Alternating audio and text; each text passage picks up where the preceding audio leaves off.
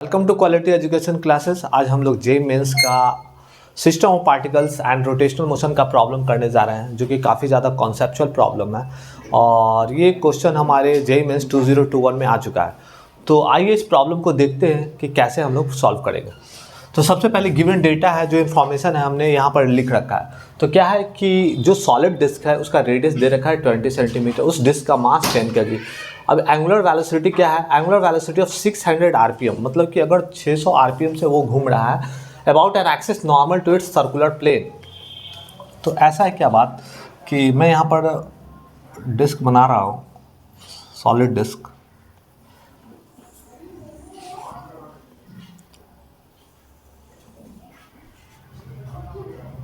ये देखिए solid disc है और ये जो है घूम रहा है कितना से 600 आरपीएम है इसका। तो 600 आरपीएम में रिवॉल्यूशन पर मिनट है, तो हम लोग ओमेगा निकाल सकते हैं। इसको एन से रिप्रेजेंट करते हैं, तो एन इक्वल टू 600 आरपीएम। और इसके बाद हम लोग ओमेगा का फॉर्मूला जानते हैं 2 पाई एन बाई 60। ओमेगा क्या है? हमारा एंगुलर वेलोसिटी है। ओमेगा क्या है? हमारा एंगुलर वेलोसिटी है।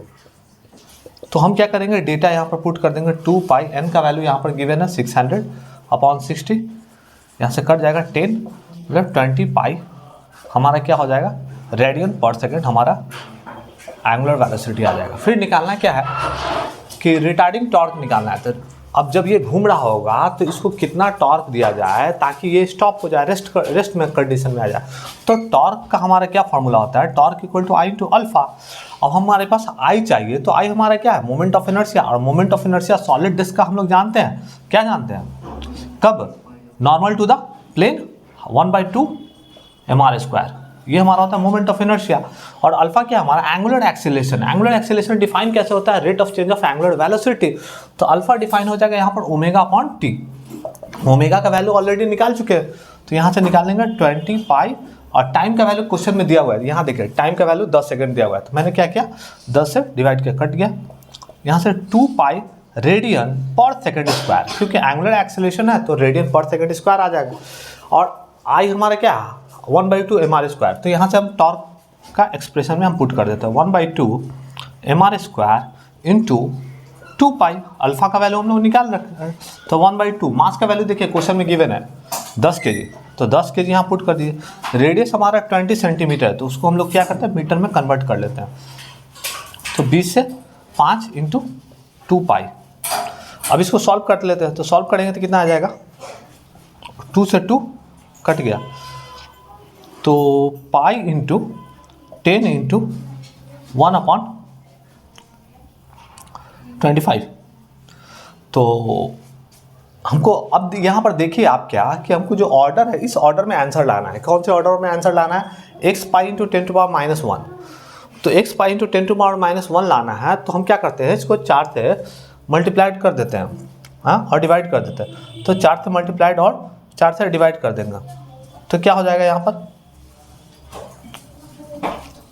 4 पाई इंटू 10 डिवाइडेड बाई 100। तो ये 0 0 कट गया, तो इसको आ जाएगा 4 पाई इंटू 10⁻⁻1। ये क्या हो गया हमारा, न्यूटन मीटर। टॉर्क का यूनिट क्या होता है? Newton metre. तो 4 पाई इंटू 10⁻⁻1।